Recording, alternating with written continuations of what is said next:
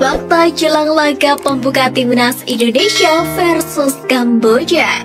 PSSI turuti 5 permintaan Timnas Indonesia, target juara jadi harga mati.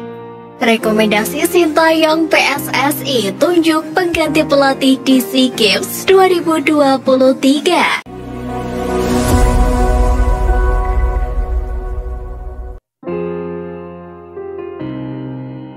Fakta jelang laga pembuka Timnas Indonesia versus Kamboja.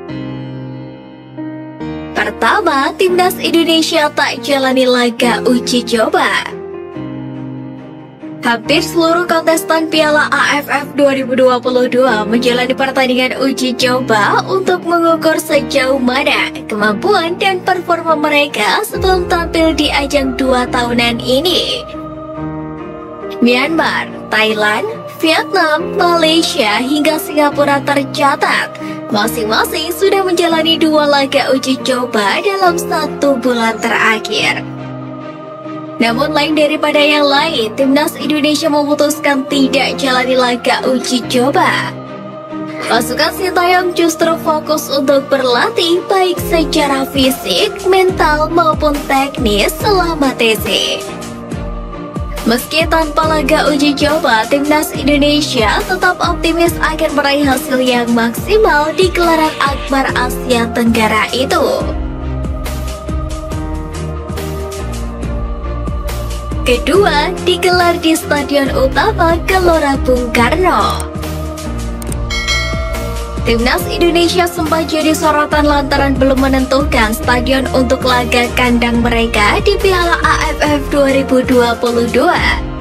Beberapa nama stadion jadi opsi laga kandang Timnas Garuda.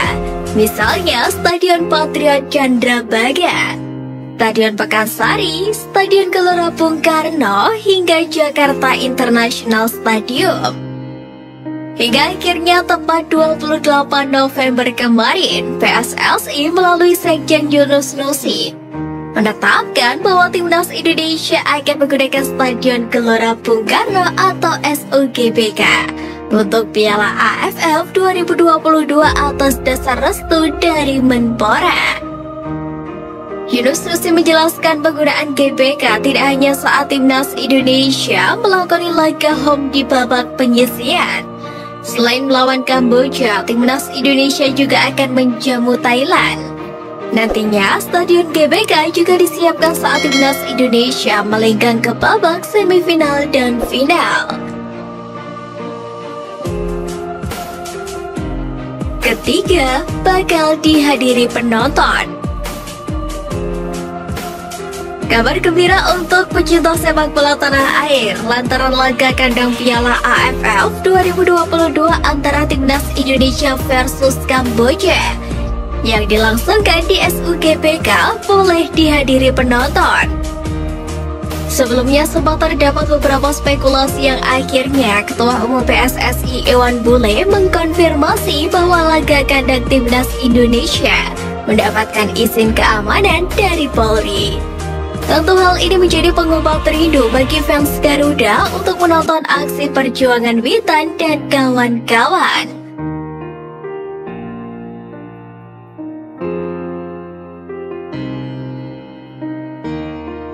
PSSI turuti 5 permintaan Timnas Indonesia, target juara jadi harga mati.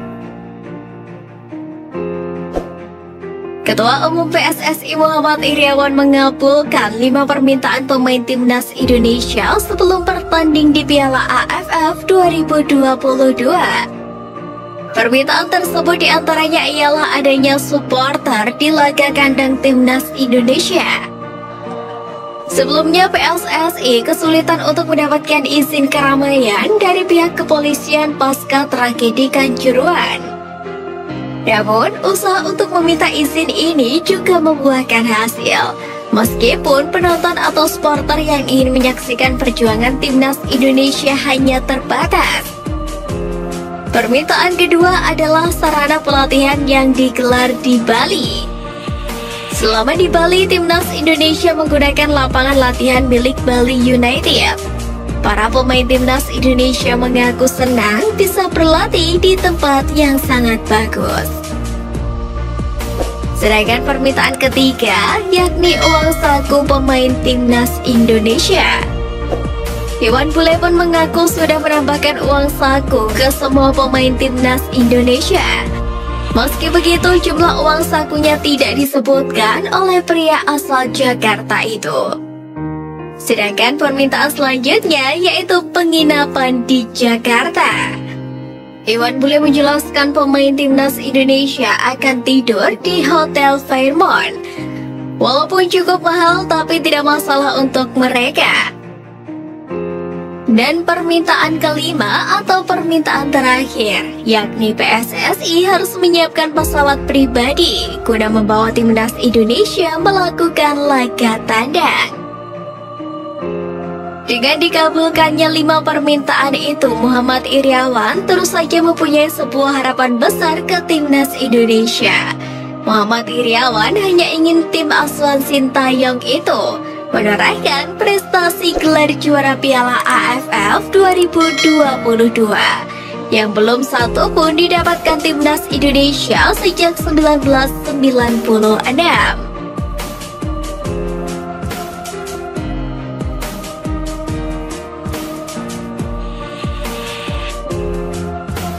Rekomendasi Sintayong, PSSI tunjuk pengganti pelatih di SEA Games 2023. Ketua Umum PSSI Muhammad Iryawan sedikit memberikan bocoran terkait pengisi jabatan pelatih timnas Indonesia di SEA Games 2023. Sebagai informasi, tahun depan Sintayong akan fokus untuk menangani timnas Indonesia U20 yang akan berlaga di Piala Dunia 2023. Selain itu, pelatih asal Korea Selatan tersebut juga dihadapkan Piala Asia U20 dan juga timnas senior.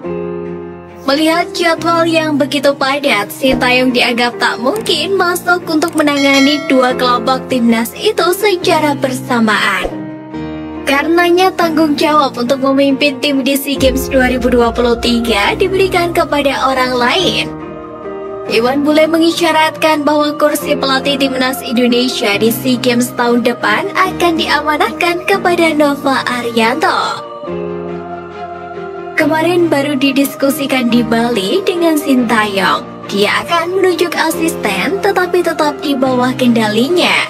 Bocoran kemarin akan diserahkan ke Nova Arianto, tapi kami belum memutuskan. Ucap Iwan Bule dilansir dari Bola Sport.